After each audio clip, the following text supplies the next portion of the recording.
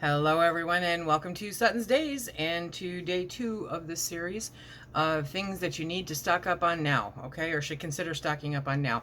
This is kind of to refresh your memory, to trigger a thought, oh yeah, I forgot about that kind of thing, give you some ideas, some options for making it all happen. Okay, so we've got 10 more things today.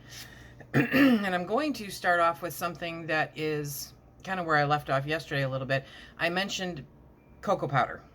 Okay, cocoa powder is a great thing to have on hand. You can use it in all kinds of baking, sweets, that kind of stuff.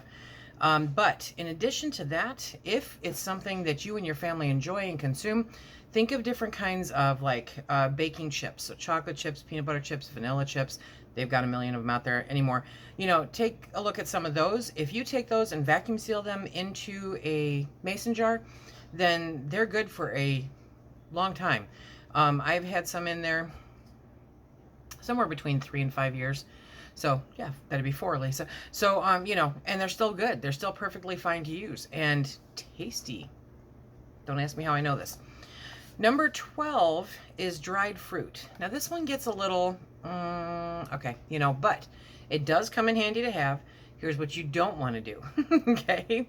You do not want to vacuum seal them. You don't, because they are still moist and it will actually create the perfect environment for botulism. So raisins, dried apricots, prunes, very handy to have, you know, that kind of thing. Definitely good to have on hand, and they normally come in a box or something like that. You can repackage them. You can put them into a mason jar. Just don't vacuum seal it, and go in there every now and then, give it a good shake. Make it something that you're actually using, not just stocking up, okay? But I like having them on hand to eat. I like having them on hand to bake with. Dried apricots make great jams and jellies, right? So definitely worth investing in if that's something that you enjoy. Grains. So we touched on this briefly with the bread, but any kind of rice, oatmeal, or grits. Do grits fall under grains? Probably. You know, that's the kind of thing that you can buy in bulk, put in 5-gallon buckets, use Mylar or not, your choice, and they're good for a long time. Corn, dried corn for making your own cornbread, being able to grind that up. Those are all really good things to have on hand for long-term storage. Finding them now at the prices they are today are going to be better than the prices they're going to be in 6 months. I guarantee you that, because 6 months ago they were at a better price than they are today, and this is not going to stop.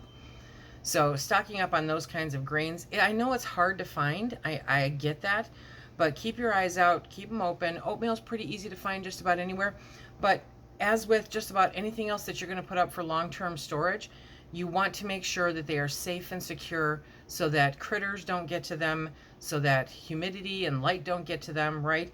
So this is why I suggest 5-gallon buckets, either gamma lids or regular lids, your choice, and depending on how often you get in there. For my long-term storage, I put them in Mylar bags with oxygen absorbers. We're going to touch on oxygen absorbers tomorrow, okay? I'll make sure to bring that up tomorrow, but definitely all kinds of grains. Check them out. And as long as they don't have a high oil content, then you're good to go. And I don't think any grains really do, except for brown rice. Brown rice naturally has a higher oil content in it, which makes it no good for long-term storage. I know, because of course that's the one that's really good for you, right? I get it.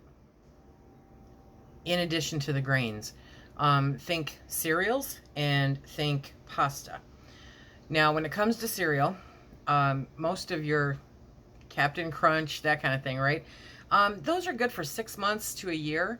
But again, take them out of their store packaging, put them into something else that is pest proof. When it comes to pasta, those are good for a very long time. You can either put them into mason jars and vacuum seal, put them into Mylar, vacuum seal, fill up a 5-gallon bucket, you know, whatever you want to do. But y'all know we've been having trouble getting pasta for a little while now, right? The store shelves are kind of bare. So if that's something that you and your family do consume on a fairly regular basis, stockpiling that is not a bad idea. And it's still relatively inexpensive to do. The best part about rice and pasta, you know, that kind of stuff, is that it's a meal extender.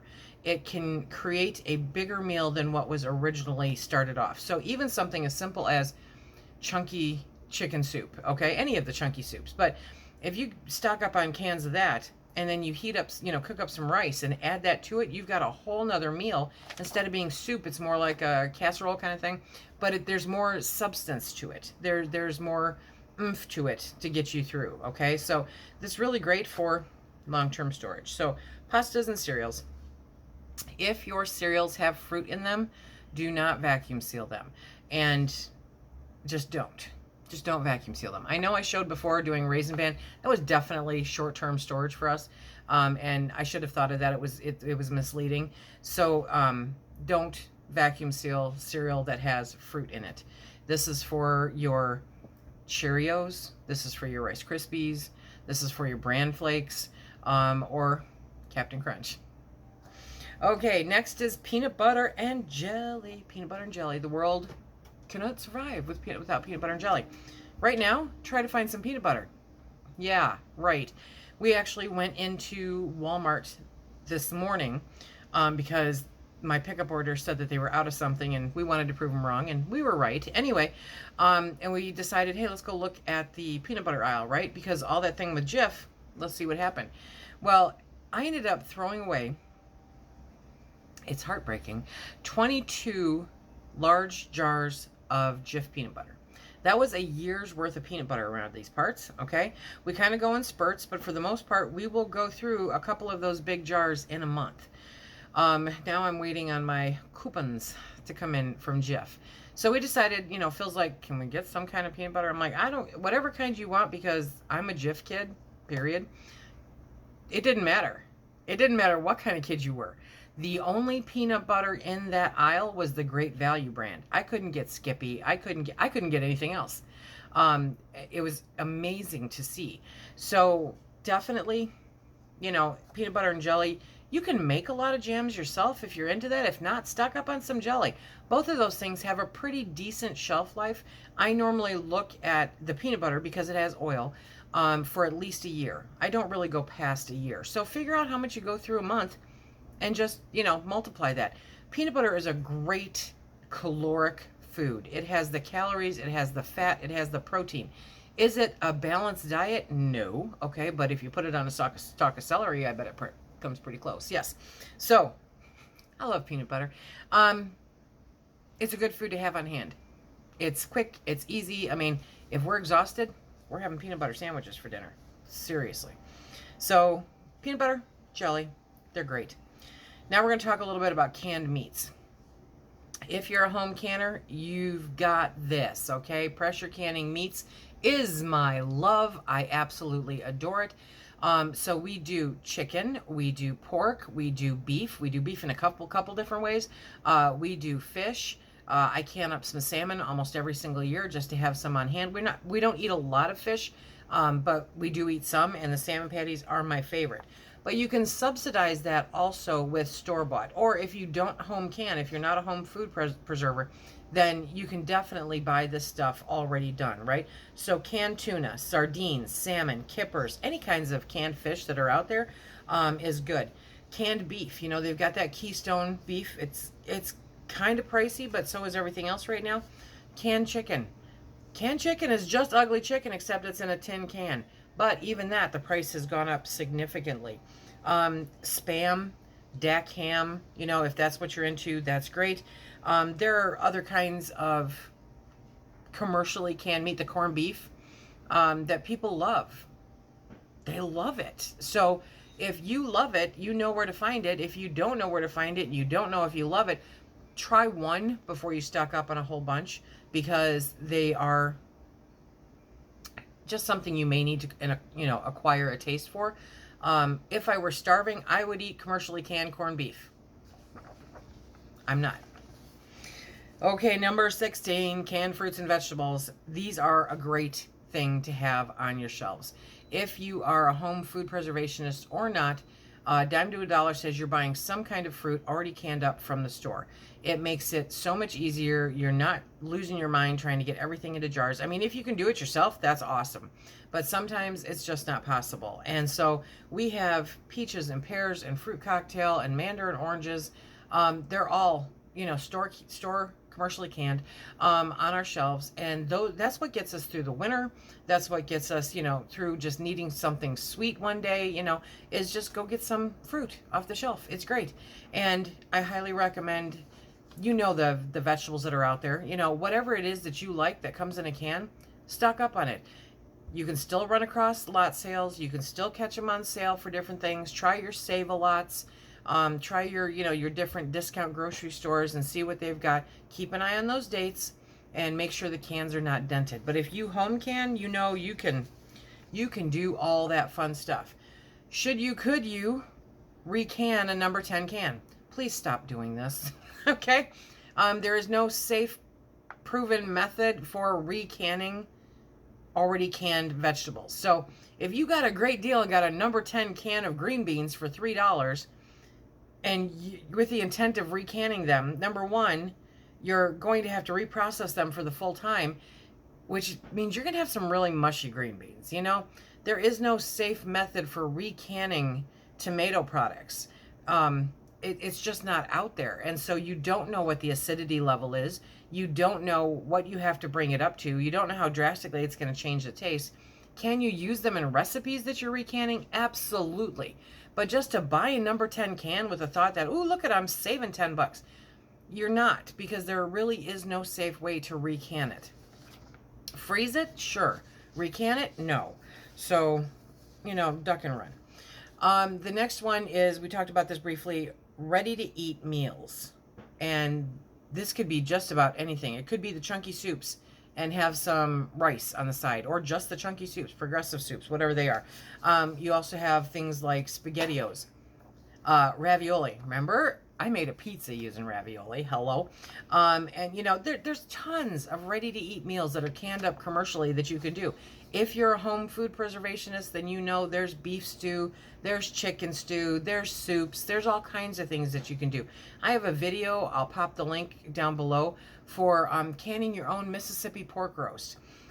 Oh my gosh, it's so good. And so all you have to do is make up some rice, put it in there. Oh, it's amazing. It's so good. So think about those ready-to-eat meals that you can purchase already done or make yourself. They're a huge help, huge help. The next one is Bullion. You may not always think about this, because I know in my life, prior to being a pantry person, I wouldn't realize I was out of it until I was out of it. So go check how much you've got. Kind of give a guesstimate as to what you use. It's a great addition when you're making your own soups and stews and that kind of thing, being able to amp up that flavor a little bit. Bullion is a great thing to have on hand. I prefer the ones that don't require any kind of refrigeration, just because they don't require any kind of refrigeration. They do sometimes have quite a bit of sodium, but you can always regulate how much you actually use in there. Or there are some low sodium ones, so just take a look for those. They're there. They're awesome to have. And you can get beef, chicken, pork. I think those are the three main ones. And they're handy, super handy. The next one is condiments. Condiments make the world a better place. Yes, they do. Because what's a hot dog without ketchup, right? Ketchup, mustard, pickle relish. Oh, yeah.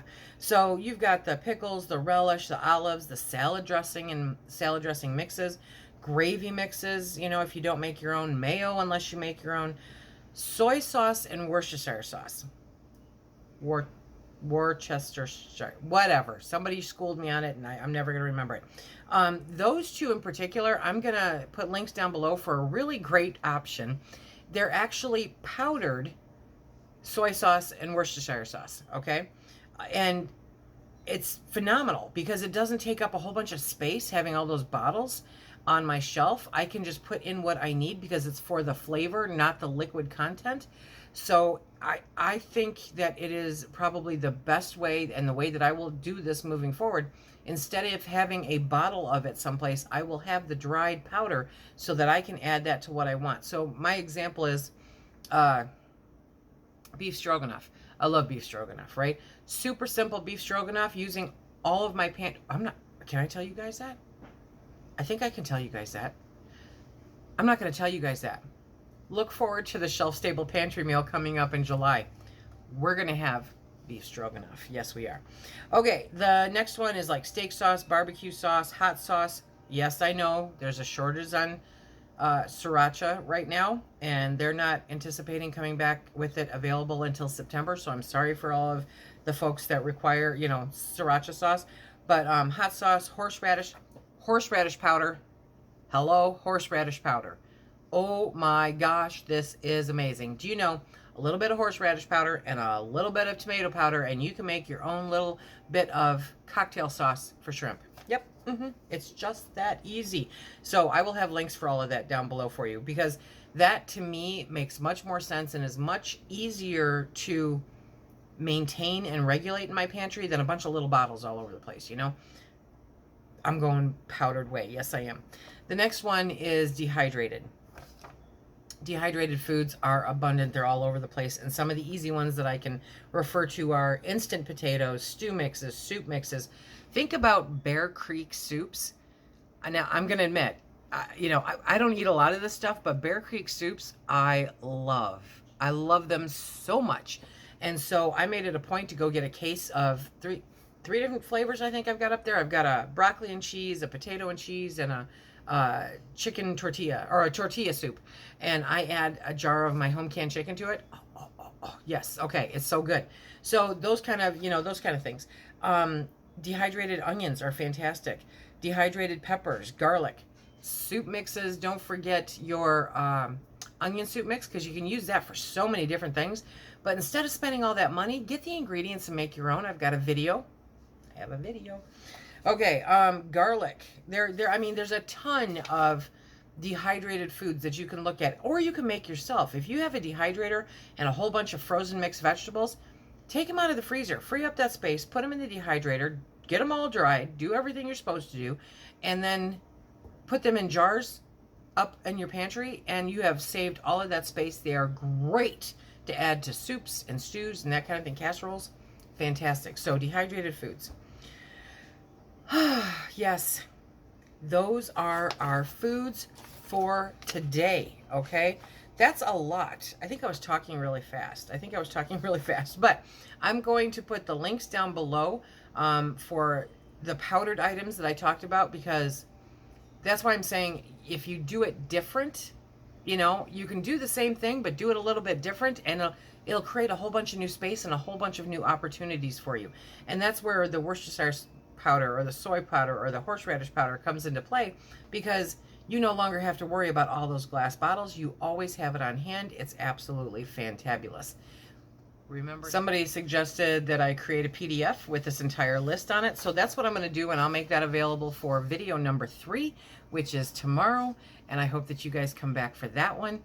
Until next time, everybody, please be safe.